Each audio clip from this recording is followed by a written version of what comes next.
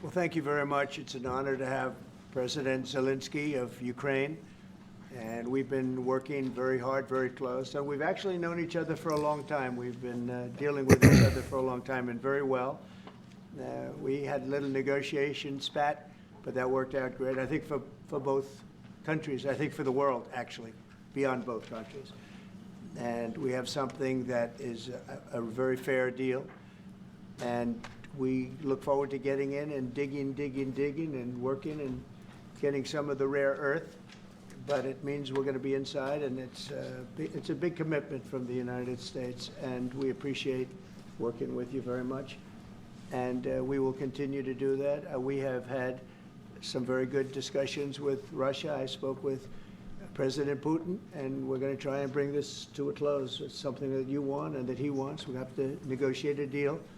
But we've started the confines of a deal, and I think something can happen. The big thing is the number of soldiers, mostly at this point, but soldiers being killed. You're losing thousands of soldiers on both sides. We're losing a lot of soldiers. And yeah, I haven't watched it yet, so. And we want to see the money get put to different kinds of use, like rebuilding. And we're going to be working very hard. But we've had a lot of very good conversations. I will say until we came along, the Biden administration didn't speak to Russia whatsoever.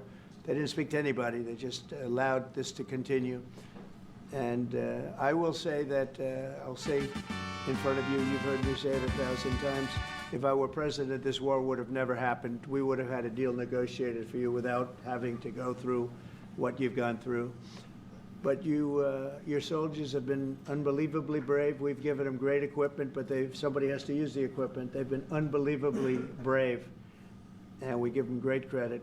This was supposed to be over very quickly, and here we are 3 years later.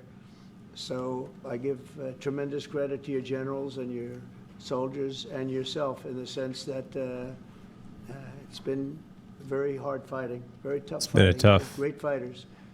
And you have to be very proud of them from that standpoint. But now we want to get it over with. It's enough, right? We want to get it over with. So it's an honor to have you here. Thank you very much for coming. We're going to sign the agreement at the conference in the East Room in a little while, right after lunch. And we'll be having lunch together. We're also discussing some other things. And we appreciate everybody being here. It's somewhat of an exciting moment, but the really exciting moment is when they stop the shooting and we end up with a deal. And I think we're fairly close to getting that, and an honor to have you. Hello, everybody. And please, welcome in. I'd like to say something. Yeah, thank you so much, Mr. President. Thank you for invitation. And really, I hope that this This is, if you're just joining, this is the beginning. Document will be first step to real security guarantees for Ukraine, our people, our children. I really count on it. And of course, we count that America will not stop support. Really, for us, it's very important to support and to continue it. I want to discuss it with details further during our conversation, and of course, the infrastructure or security guarantees. Because for today, I understand what Europe is ready to do. And of course, I want to discuss with you what United States will be ready to do. And I really count on your strong position to stop Putin. And you said that enough with the war. I think that is very important, Ben, to say these words to Putin at the very beginning of war, because he's a killer and terrorist. We're going to play games later, but for right now, we're going to stop him. But for us, watch it's this. important to save our country, our values, our freedom, and democracy, and of course, no compromises with the killer about our territories. But it will be later. And of course, what I wanted, we spoke about it by phone with you about the drones production. We have very good drones production. I think the best one in the world for today because of the war. Yes, and of course, we need very much the air defense. You have the best air defense in the world, and really you helped us under attacks of Russians. And I want to speak how we can exchange the licenses. We're open to share the licenses of all our drones with you, of course, with the United States. And we need licenses for quick production of air defense. Even after the war, we need our nation to be calm, that we are secure. So that's why we need this air shield. And of course, About this, I want to speak about the contingents. I think that France and UK already spoke to you, and we know that Europe is ready, but without the United States, they will not be ready to be as strong as we need. And the last point, last not least, about exchange, about our people and children. And you know that these crazy Russians, that they stolen 20,000 of children, Ukrainian children. They changed their names, they changed their families, relatives, and now they're in Russia. We want to bring them back, and really, it's a big dream, task, and goal for me, and our warriors. By the way, Mr. President, we exchanged, released more than 4,000 warriors from Russian prison, but there are thousands more in the prison. I wanted to share with you some images, how it's, just, can I now? Yeah, please, Have I? please. One minute. Just you to understand in what circumstances, in what situation they are, and what the attitude of Russia to our prisoners. That guys, just you before and after. And you see before and after, just you to understand. Now, This is the full video. Guys, ladies and men, they are. So just so you guys, if for all of you that are coming in right now, this is like completely uncut. This is the video that was posted, the full video, not a clip, not like a snippet, not a like, hey, we picked, what. This isn't a snippet. This isn't like a clip just to get sound bites. This is the full White House press conference, the full thing. So you guys can watch this. You can make your decision. I'm not going to really comment on it. I just wanted to watch it with everybody. And you guys can make your own decisions based on the full thing rather than clips. I feel like that's more productive than just watching a little clip here and there, because getting the full picture is important. So that's kind of the intent behind this, is to just watch, not really provide comments or not really to give my opinion on it, but just so that way you guys can watch it, and see the full video. So. And so they don't eat, they beat them, and they, Yeah, full context is key. a lot of bad things. So out of, even during the war, there are rules. Everybody knows there are rules during the war. So these guys, they don't have any rules. You see that 50, 60 kilograms left, and a lot of such things. And I didn't want to show you what the changes with images of children, because I will just share with you. I mean, it's looking tragic. Yep, that's tough stuff. Yeah, I wanted very much to give you, and you see it. Yeah. This is pastor, by the way. They stolen pastors because it's not Russian church. They stolen pastors and moved pastors to the prison. At the end of last year, we brought 3 pastors, and we could exchange them. And this is pastor, you see. Yeah, that's tough. Yeah. So I mean, this I wanted to show you, and this. So thank you very much. We want to get that ended, right? Yeah. Of course, we And will. I think we will. And We have to, of course. do you have any questions, please? When you continue to ask you about the president, Go ahead, please. Thank you, Mr. President. With the, how much money is the U.S. going to put into the fund that is being created today, and how does this provide long-term security for Ukraine? Well, we don't know exactly how much, because we're going to be putting some money in a fund that we're going to get from the raw earth that we're going to be taking and sharing in terms of revenue. So it's going to be a lot of money will be made from the sale and from the use of raw earth. And as you know, our country doesn't have much raw earth. We have a lot of oil and gas, but we don't have a lot of the raw earth. And what we do have is protected by the environmentalists, but that can be unprotected. But still, it's not very much. They have among the best in the world in terms of raw earth. So we're going to be using that, using it for all of the things we do, including AI and including weapons and the military, and it's really going to very much satisfy our needs. So it was something that just worked out really well. We have a lot of oil and we have a lot of gas. We have a lot, but we don't have raw earth. So this has just about every component of the raw earth that we need for computers, for all of the things we do. This puts us in great shape. And the long-term security for Ukraine, how does this provide? I think they're going to have great luck. I think once we make the So this video is not live right now. This was aired this morning. And for those of you just joining, this is the White House press conference between President Zelensky and President Trump and Vice President J.D. Vance and a bunch of other folks. I think that the Secretary of State, Marco Rubio, was there as well. And there were a bunch of other staffers and congressmen, senators, and other folks that are working in the area that were present at the time. Just for your context, this is the full video, by the way. Like the full video from the White House page. So I wanted to just watch the whole video. That way it's not just a clip and you guys can decide how to feel afterwards, you know. agreement, that's going to be 95% of it. They're not going to go back to fighting.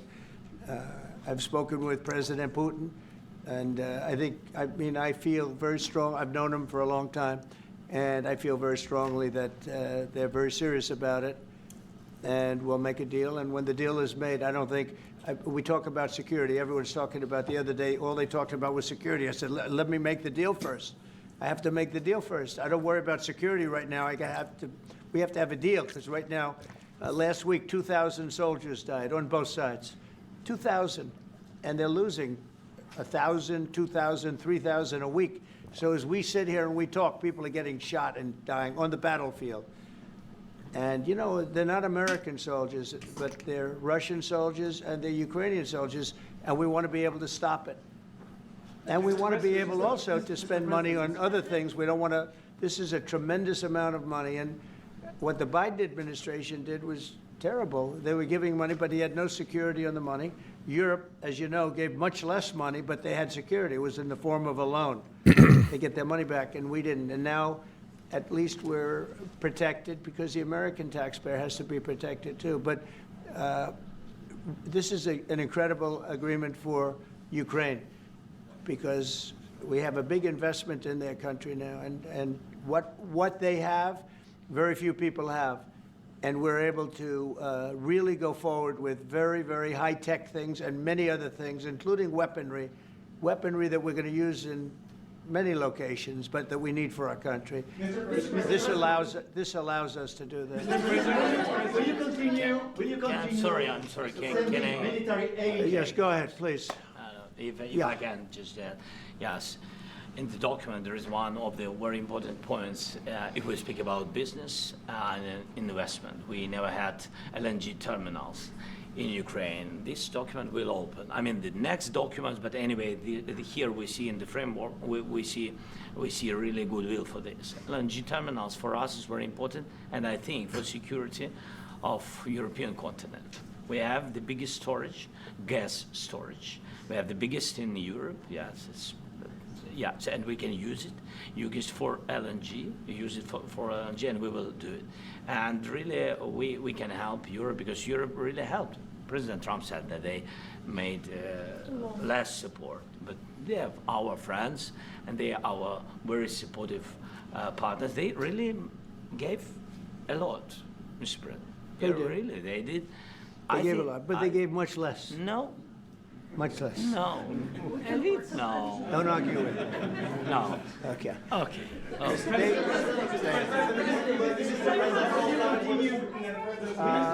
Yeah, please. Mr. President Trump, you have repeatedly called the deal with Ukraine as a historical one.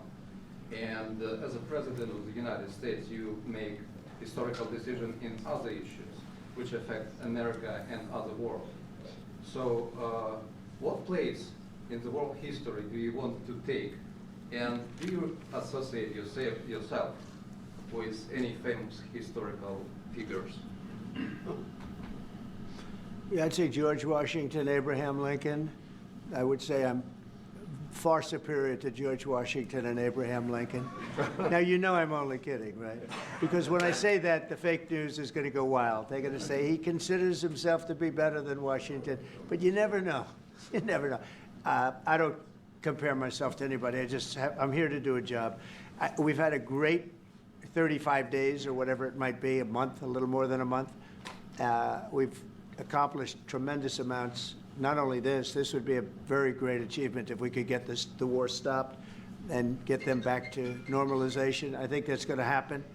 We've had very good talks on both sides, as you know. But I think we've done a very good job, just generally. If you look at all of the things we've done in 30 days, they're saying there's never been a opening for a president. The first month, there's never been a first month like we've had. And this is one of the very important things. This, to me, is one of the most important things because we have tremendous death taking place as we speak, and I don't want to have that. You know, think of the parents, whether they're in Russia or Ukraine, think of the parents of all these people being killed needlessly. They came to our territory. Should have never started. This would have, if I were president, this would have never started. Mr. President, will you continue sending military aid to Ukraine after the U.S. signs this agreement with Ukraine? Yeah, we're going to be continuing. To President Zelensky, do you feel like the U.S. is on your side, that President Trump is on your side at this moment? What do you think? He wants to know, do you think that, sort of a stupid question, because I guess we wouldn't be here if I wasn't. You know? But I think that the United States on our side from the very beginning of occupation, and I think that President Trump on our side, and of course, I'm sure that United States President will not stop support. This is crucial for us. It's important for us. Yes. And Putin, the president, speaks about the people and the soldiers which are dying, but they came to our territory, they came to our land. They began this war, and they have to stop. And I think this is the question, was really the most important question. Can President Trump, I hope yes, with some other allies, to stop Putin, withdraw these enemies, our enemy, withdraw these troops from our land? And I think that you asked about the history, I think that if President, or when, he will stop Putin, if President Trump will bring peace to our country, I think he will be on this wall. We've had very, very good talks. What about military aid to Ukraine? President Zelensky just said that there'd be no compromises with Vladimir Putin. I just wanted to ask both of you. Firstly, are there compromises that you think that President Zelensky is going to have to make? And President Zelensky, is there anything that you may be able to offer or bring to the table, for example, elections? Thank you. I think you're going to have to always make compromises. You can't do any deals without compromises. So certainly he's going to have to make some compromises, but hopefully they won't be as big as some people think you're going to have to make. That's all. It's all we can do. I'm here as an arbitrator, as a mediator to a certain extent between two parties that have been very hostile, to put it mildly. They've been very hostile. There's been a vicious war. There's been a vicious war. You know, it's a very level battlefield, and those bullets go out, and as I've said many times, we were talking about it with Pete, many times the only thing stopping those bullets is a human body. And in the case we're talking about, generally young human bodies are stopping a lot of bullets. It's dead level. That's why it's great farmland. It's great land. It's great farmland, but there's very little protection against the bullets that are being, and other things that are being shot. So all I can do is see if I can get everybody at the table and get an agreement. And I think we're going to end up with an agreement. Otherwise, I wouldn't probably be even here today. Mr. President, I've got two questions for you. You think ultimately your legacy will be the peacemaker and not the president that led this country into another war and ended foreign wars? And I've got a question. I hope it will. I mean, I hope I'm going to be remembered as a peacemaker. This would be a great thing if we could do this. I'm doing this to save lives more than anything else. Second is to save a lot of money, but I consider that to be far less important. So I hope I'm going to, thank you, Brian, for that question. It was a nice question. I hope I'll be known and recognized as a peacemaker. This would be a great thing to solve. This is a very dangerous situation. You know, this could lead to a third world war. This was headed in the wrong direction. If this election were lost, if we didn't win this election, and by the way, we won it by a lot. That was a mandate. We won every swing state. We won the popular vote by millions and millions of votes. We won everything. The districts, you look at the areas of red, take a look at a map. This was a big mandate, and this was one of the things. I said, we're going to get this thing settled. If we didn't win, I think this could have very well ended up in a third world war, and that would not have been a good situation. What was your second And question? my second question for President Zelensky. No. Why don't you wear a suit?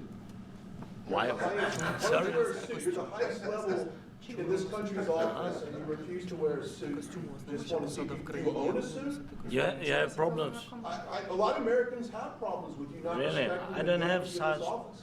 I will wear a costume after this war will finish. Okay. Yes, maybe one, Maybe something like maybe this. something like Yes, yours. sir. Yes, That'd be great. maybe something better. I don't know. We will see. Maybe something cheaper than yeah. Thank you. Thank you. Thank you. Thank you, President Trump. You said Mr. yesterday. President, are you going to send more arms to Ukraine in case there's no peace? Yeah, we're going to have arms to Ukraine, yeah, sure. Hopefully I won't have to send very much because hopefully we're going to have it finished. We're looking forward to finishing this quickly. We're not looking forward to sending a lot of arms. We're looking forward to getting the war finished so we can do other things. But we very much appreciate the agreement because we needed what they had, and we're treating, you know, our country is now treated fairly. Biden didn't do that. He didn't know what the hell he was doing. This should have never happened. This should have never started. But, you know, sure, the answer is yes, but hopefully we won't have to send much because I'm looking forward to getting it done quickly, very quickly. Does that mean you provide security guarantees, Mr. President? I don't want to talk about security yet because I want to get the deal done. You know, you fall into the same trap like everybody else. A million times you say it over and over.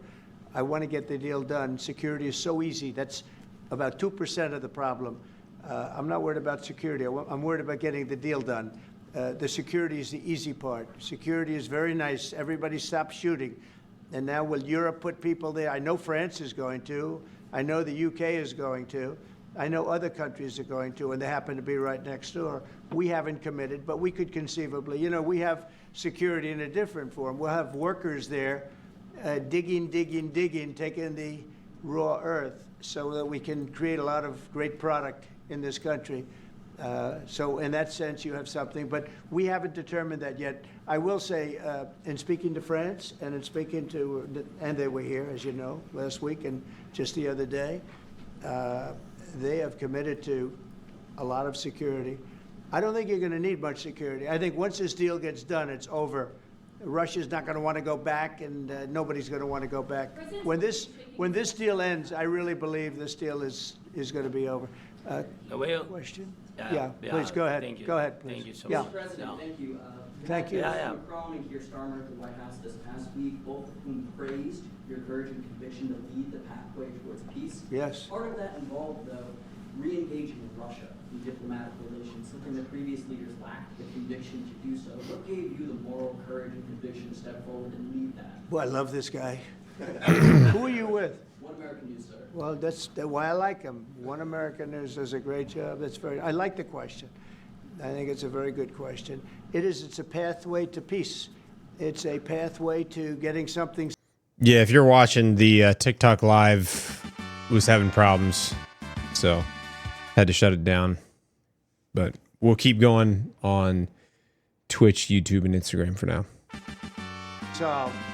And I feel that as the head of this country, I have an obligation to do that. Plus, you know, we're very much involved. We got involved. It's too bad we got involved because there should have been no involvement because there should have been no war. And there shouldn't have been October 7th. That would have never happened. As you know, Iran was broke. They had no money to give to Hezbollah. They had no money to give to Hamas. They were stone cold broke. And then under Biden, they became rich as hell. They went from no money to $300 billion in a period of 4 years. And they gave a lot of that money away, and you see what happened. And that's a real mess also. that we hope to be able to solve. But no, I appreciate your question very much. It's just, I feel I have an obligation to try and do something to stop the death. If I can answer, yes, if I can answer, Please, sorry, go ahead. please. And I do like your clothing, by the way. Yeah, really? Even though I have to, I think he's a Yeah, great guy, by the way. But I don't know if you two like each other, but you know what? I think No, he's no, dressed, I think he's why? dressed I like beautifully. this guy. I don't know I think him. he's dressed beautifully. So I have more serious things than answer on such Yes, questions. that's a I will good- answer on more serious a good questions if I can. statement. Yeah, that's good. Yeah, so please, about security guarantees and about just ceasefire. We can't just speak about ceasefire and speak and speak. It will not work. Just ceasefire will not never work because I'm like a president. I have this experience, and not only me. Ukraine before my presidency, from the 2014, Putin broken 25 times. 25 times he broken his own signature. 25 times he broken ceasefire. But he never broke to me. He never broke to No, me. you were the president. He You never were the broke- president he during. never broke to me. In 2016, you've been the president, Mr. President. You've been the president, but he had, of course, not with you, but he had during those period, he had conversations with our side. And we had Normandy format, you know, the France, Germany, Ukraine, and Russia. And he broken 25 times. That's why we will never accept just ceasefire. It will not work without security guarantees. Security guarantees, maybe President is right about this document and other, but this document is not enough. Strong army is enough because his soldiers afraid, Putin's soldiers afraid of our soldiers when we're strong enough. If we are not strong enough, if we are empty, if our storage is empty, we can't defend our land. Today, you know, he knows that we have, all the world knows that we have meeting, yes? Why he's using ballistic? Putin today using ballistic on our hospitals, schools, and etc. Ballistic. So he knows that we are here and that President Trump is really have goodwill to stop this war. And you hear now the president. So why he's using? So he doesn't want to stop.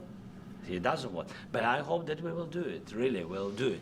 Security. When we speak about security guarantees, when the Europeans are ready for contingents, they need USA backstop. If there will not be United States, we will not never have any contingents, strong contingents from the Europeans, because they don't want to divide alliance connection between the United States as the main and strongest ally and Europeans. And this is crucial. This is important. That's what we want to speak about very much. This is very important. And air defense. So air defense, really, we have big deficit with all these systems, and we need to provide this. We need it very much. Otherwise, Putin will never stop, and will go further and further. He doesn't want. He hates us, you know? It's not about me. He hates Ukrainians. He thinks that we are not a nation. He thinks, and he shared these thoughts, I think maybe with your team also, I don't know. But with all the Europeans, in media, officially and not, he always said that there is no such country, such nation, such language, and such life like Ukrainian. No, he really doesn't respect all the Ukrainians, and he wants to destroy us. And you are right, Mr. President, that's 2%. This document, maybe other documents, it's a very good start, very good, but it will not enough to stop this person. Should Russia change its Mr. President, may I one more question, please? Yeah, go ahead.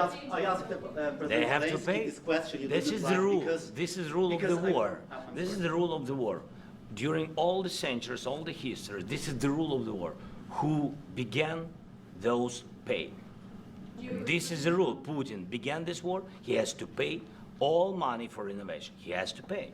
Of course, some Russian assets, what we have in Europe, about 300 billions, we can use them. We can use for innovation and buy military support from the United States also. We can do it, but it's not enough. It's not. The hard thing about this whole thing is that based on what I know, I think just based on like watching these press conferences and watching this thing unfold for 2-3 years now, you know, the current administration wants to take a step back from spending money and being as directly involved with supporting the war over there, and they want Europe to take more of a responsibility for it while we take a step back and start focusing on things that we have going on with the United States. That's what I've gathered from it. And what President Zelensky wants is for the United States to continue backing them so that way the European Union will continue to also back. And obviously, like, the United States has provided the majority of support to the Ukrainian people, and out of like, you know, combined with the EU and the United States. And so he's hoping that the United States will continue to support that. But that's the hard part, because I know that the current administration does not want to be as involved, and they want to take a step back from it based on just what I believe their intent is they want to kind of shift the responsibility over to the European Union and to the countries in Europe to take responsibility for the majority of all this stuff while they focus on the United States. So that's my assumption based on just like watching all these press conferences and seeing how they do things, and seeing what they're talking about. So that's just my 2 cents on that. And I may be wrong, but that's what I believe the intent behind what they're wanting to do is.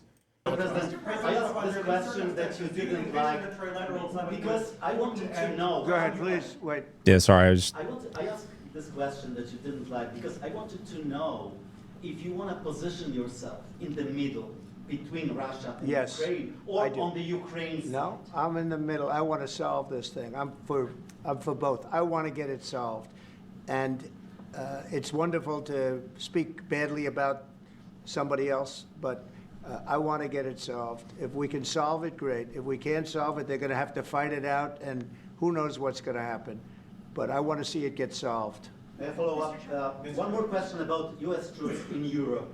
After Russian invasion of Ukraine, your predecessor sent additional troops to Eastern Europe, including Poland, my country. Yeah? Are you committed to keeping these troops on the eastern flank of NATO in the future? I'm very committed to Poland. I think Poland has really stepped up and done a great job for NATO.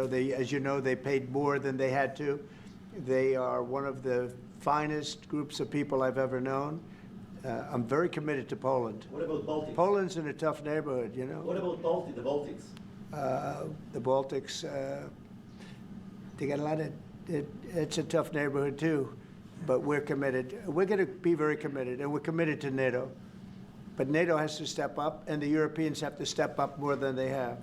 Okay, so what he's saying is that the United States is committed to NATO, but you know, they want NATO to take more responsibility for things going on in Europe, right? That's what I would assume that he means by that, and that's also what I've assumed he and the administration as a whole meant by a lot of these press conferences that they've held. They don't want to necessarily pull completely out of Europe, but what they want is for Europe to start taking the larger portion of responsibility for European affairs, kind of like an isolationist perspective, almost kind of how things were pre-World War II. That's just based on what I believe what the intent behind this stuff is.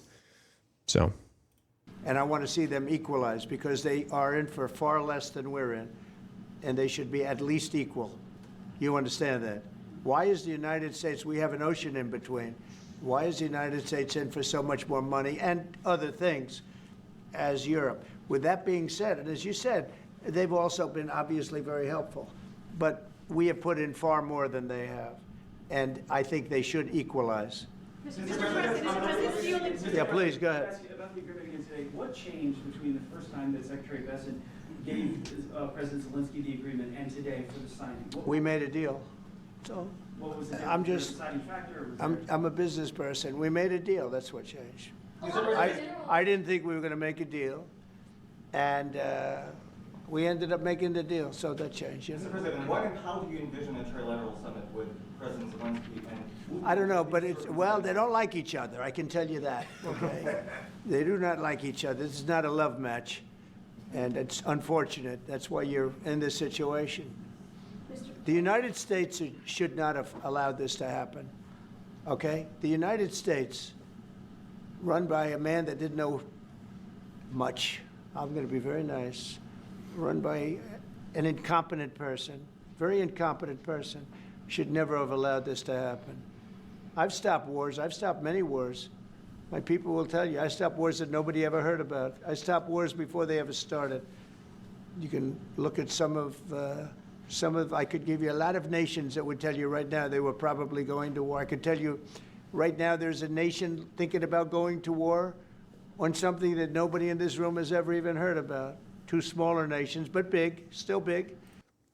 Okay, so somebody said that this whole thing got needlessly hostile. I don't understand it. Yeah, so I've seen some of the clips, and like, I think that tempers flared. People got, like, folks kind of got a little emotional about certain things, and it is an emotional thing because there's a lot of stuff going on, and it's tough. It's tough. I haven't been able to watch a lot of the clips, but I've seen a couple. And it gets a little tense. I think I've stopped later. But this should have never happened. Mr. President, About sorry, just a second. About any negotiations. First of all, I want really to tell you, and I think that everybody understands that Ukraine, more than Ukrainians, nobody wants to stop this war. But at the future, any negotiations, it's understandable that two sides of the war, not Russia and the United States, because this is not the war between Russia and the United States. This is a war of Russia against Ukraine and Ukrainian people. So these two sides will be at the anyway will be at the negotiation table. Then of course United States, like the strongest partner of the Ukraine, and of course Europe. I think Europe is very important. I want to speak about it with the president. Yes, Europe is very important for us because we really defend Europe for today. All Europeans really recognize that we are defending life, and they have real life, and our people are dying. That's why they helped us. And also, it's about the NATO. Yes, between, like the president said, you have big, nice ocean. Yes, between us. But if we will not stay, Russia will go further to Baltics and to Poland, by the way. But first to the Baltics. It's understandable for them because they've been in the USSR. You know, they've been one of the republics of the USSR, and Putin wants to bring them back to his empire. It's a fact. And when he will go there, if we will not stay, you will fight. Your American soldiers, it doesn't matter, do you have ocean or not, your soldiers will fight. Mr. President, would you be willing to visit Ukraine, maybe Kyiv or Odessa, which is known to be a very... I think what he's saying, what President Zelensky meant by that, if I'd interpret it, is that because if Russia did push into the Baltics and to try to push into Poland, then it would end up pulling the United States into it regardless, because we have soldiers that are stationed in all these places or nearby a lot of these places. So I believe that what he meant by that is that, you know, if we don't do something to stop them from pushing further, that it's going to draw them in anyway. That's what I would assume he means by that. It was my question. Yeah. I don't want to talk about Odessa now. Let's not talk about Odessa. I want to talk about making a deal, getting peace. We don't have to talk about Odessa, but a lot of cities have been destroyed. There are a lot of cities that are not recognizable. There's not a building standing. No, and a lot of things have Mr. President, you have to come and to look. No. We have very good cities. Yes, a lot of things have been destroyed, but mostly cities alive, and people work, and children go to school. Sometimes it's very difficult. Sometimes closer to front line, children have to go to underground schools or online, but we live. Ukraine is fighting, and Ukraine lives. This is very important. And maybe it's Putin is sharing this information that he destroyed us. No, he lost 700,000 people, 700,000 soldiers. He lost everything. Yes. So. Mr. President, Mr. President, when did you last speak one more. with- I mentioned No, Poland. Mr. President, thank you. Please, Mr. go ahead. President, When did you last speak with President Putin, and what did he say that? A couple of days ago. And what did he tell you that gave you the assurance that he wanted peace? Well, that's what I do. My whole life is deals. I know pretty good. And I've known him for a long time. I've dealt with him for a long time. He had to suffer through the Russia hoax. You know, Russia was a hoax. It was all Biden. It was nothing to do with him. So he had to suffer through that, and he was able to do that. I think that he wants to make a deal, and he'd like to see it end. That's all I do. That's what I do. My whole life, that's what I do, is make deals. And I'm in the middle of a mess, because this is a real mess. It's a very dangerous one. If this doesn't get solved now, it's not going to get solved for a long time. So I hope we're going to get it solved. In the back, please. Thank you, Mr. President. Prime Minister Starmer claimed repeatedly that his government believes in free speech and was not engaged in censorship. But his country's government arrests people for memes and thought crimes, and even more worrisome is pressuring American companies to censor Americans on its behalf. How can he be a reliable, trustworthy partner when he says things that are demonstrably false on such an important topic? Well, we actually spoke to him about that yesterday, and we thought they took it very, very much too far. JD was very strong on it. So was I. So was Marco. And we've been speaking to him about it. Marco, would you like to say something about that? We have concerns, obviously, with the conduct of those, particularly as it impacts Americans. And there's real concern that American speech, which is online, could fall into the hands of the British or any country's jurisdiction. And so this is a point the Vice President made in Munich, and I think it's a very compelling one that unites us with Europe as much as anything else is these shared values, and one of them being free speech. And so if Americans are threatened by it, we're going to need to take action in that regard. It's actually a very important question. We spoke about this in detail with the Prime Minister, the Foreign Secretary, and others at lunch yesterday. And I know that Secretary of Commerce Lutnick followed up in private meetings last night. This is really important. We believe Americans have the right to speak their mind, even if we in this room disagree with them. They have the right to speak their mind in the public square, which is often online these days. And we're going to defend that right as it pertains to American companies and American citizens vigorously if we have to. I do think that under the President's leadership, we're going to find common ground with our friends in the UK on this question, but it remains to be seen. The principle that will guide us is we believe in free speech in this country, and we'll fight for it for American citizens. Mr. President, on the deal, is there any other oil and gas component to the deal? Is it all critical? A little bit. We'll see. On LNG? But we're not really looking for that so much. We got a lot. We have more than anybody in the world, by far. So no, we're not talking about it too much, but a little bit. I think it affects also, but for the most part, no. And sir, is there any agreement from Ukraine to purchase U.S. LNG as part of the deal, or is that on the table at all? No, Mr. President, we don't need that. Mr. President, I just wanted to ask you about, you just mentioned that you'd spoken to Vladimir Putin a couple of days ago. Just to be clear, that's a new call, not the one that you were I've spoken to him on numerous occasions. Okay. And how was the latest call? And what did you discuss? How did it go? Are you serious with that question? I am. I'd love to know. It went well. I think we're going to have a deal. On the minerals deal, Mr. President, some of those minerals are in the east of Ukraine, not far from the front lines, and in areas that Russia. A very good question. Thank you so much. Well, we'll take a look at the time. We have a lot of area. It's a very big area we're talking about, so we'll take a look. I'll study that and I'll see. And who would protect those minerals if they are U.S. interests? Would that be Ukrainian? They'll be protected. The agreement will protect them. The agreement, yeah, we're signing an agreement. You know? What if Russia tries to invade or orders Russian aggression in those spots? I just told you, I don't think that's going to happen. And if that were going to happen, I wouldn't make a deal. If I thought that was going to happen, I wouldn't make a deal. Some people may wonder why. You know, they ought to focus on CNN on survival, not asking me these ridiculous questions. Focus on surviving, because CNN's got such low ratings, I don't think they're going to survive.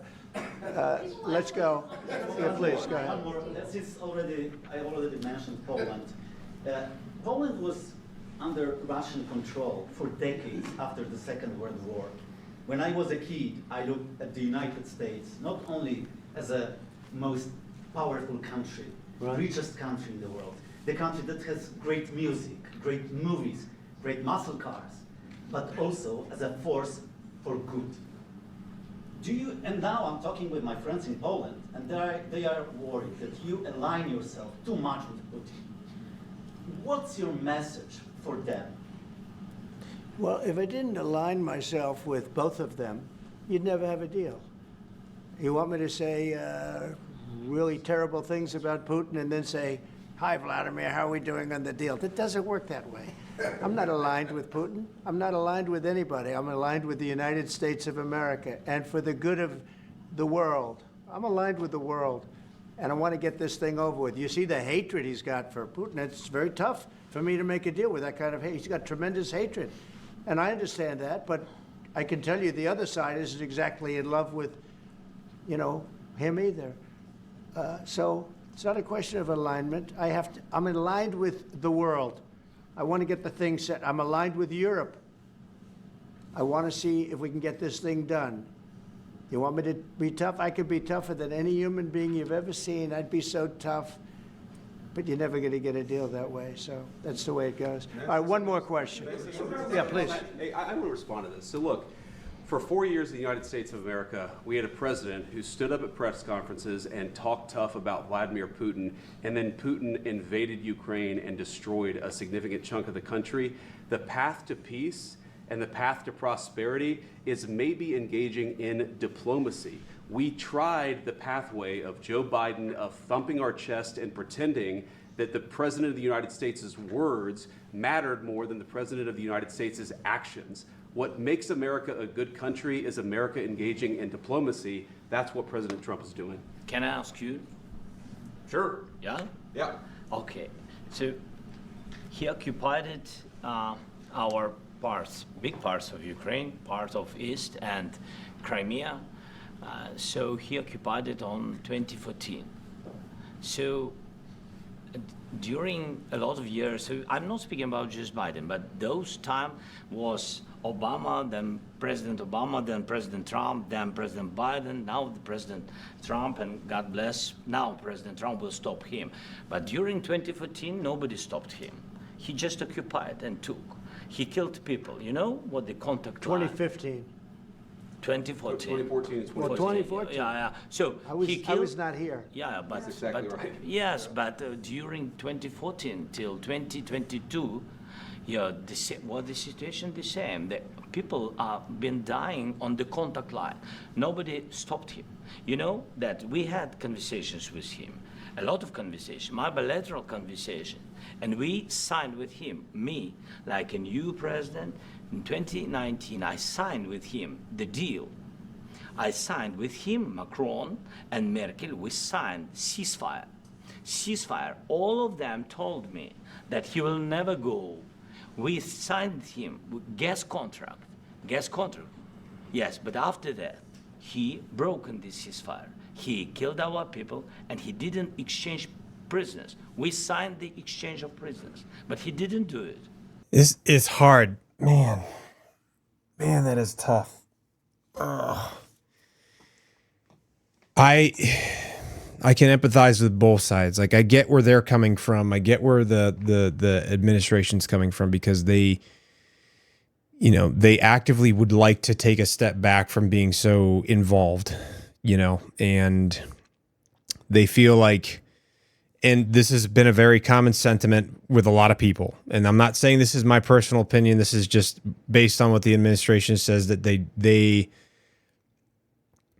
want to take a step back. They want to kind of trim down on how much the U.S. is involved in this, and they want to mediate peace, and they want the EU and Europe to take more responsibility for this thing. But at the same time, I can also see why President Zelensky is frustrated, because they've been stuck in the whole thing. And he's been going to the front lines every so often. I've seen the videos, and he's been visiting the troops on the front line, and he sees the destruction. He sees the people suffering, and it's his country, his country's suffering. And I understand that as well. So it's a very difficult situation, because the United States has been very benevolent. They've given a lot of stuff to the Ukrainian people. And I think that based on what a lot of folks that supported the Trump administration in coming in, they wanted to cut back on how much we've been spending to send to them.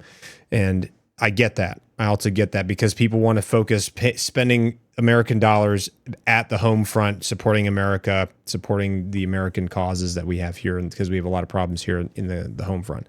But I do also empathize with Zelensky because I know he's frustrated because they've been at war for a while and they've been getting destroyed, and he probably feels pretty helpless because like there's not a lot that they can do. So I get both sides. I see both sides. So anyway, we'll keep going here. Running low on soldiers, it would be a damn good thing. And then you tell us, I don't want a ceasefire. I don't want a ceasefire. I want to go and I want this. Look, if you could get a ceasefire right now, I tell you, you take it so the bullets stop flying and your men stop getting killed. Of course, we want to stop the war. But you're saying you don't want a ceasefire. But I said to you, I want a ceasefire. With guarantees. Because you'll get a ceasefire faster than an agreement. Ask our people about ceasefire, what they think. That wasn't with me. For you what, that what wasn't this with me. means. That was with a guy named Biden, who was not a smart person. That was with Obama. It was your president. Excuse me. That was with Obama, who gave you sheets, and I gave you javelins. Yes. I gave you the javelins to take out all those tanks. Obama gave you sheets. In fact, the statement is Obama gave sheets and Trump gave javelins. You got to be more thankful, because let me tell you, you don't have the cards. With us, you have the cards. But without us, you don't have any cards. One more question to Mr. Vice President. I'm sorry. Going to be a tough deal to make because the attitudes have to change. What if Russia breaks ceasefire? What if Russia breaks these talks? What do we do then? I understand that it's a heated conversation right now. What are you saying? She's asking, what if Russia breaks the ceasefire? What if anything? What if a bomb drops on your head right now? Okay? What if they broke it? I don't know. They broke it with Biden because Biden, they didn't respect him. They didn't respect Obama. They respect me. Let me tell you, Putin went through a hell of a lot with me. He went through a phony witch hunt where they used him and Russia. Russia. You ever hear of that deal? That was a phony Hunter Biden, Joe Biden scam. Hillary Clinton, Shifty Adam Schiff. It was a Democrat scam. And he had to go through that. And he did go through it. We didn't end up in a war. And he went through it. He was accused of all that stuff. He had nothing to do with it. It came out of Hunter Biden's bathroom. It came out of Hunter Biden's bedroom. It was disgusting. And then they said, oh, the laptop from hell was made by Russia, the 51 agents. The whole thing was a scam. And he had to put up with that. He was being accused of all that stuff. All I can say is this. He might have broken deals with Obama and Bush, and he might have broken them with Biden. He did, maybe. Maybe he didn't. I don't know what happened. But he didn't break them with me. He wants to make a deal. I don't know if you can make a deal. The problem is I've empowered you to be a tough guy. And I don't think you'd be a tough guy without the United States. And your people are very brave.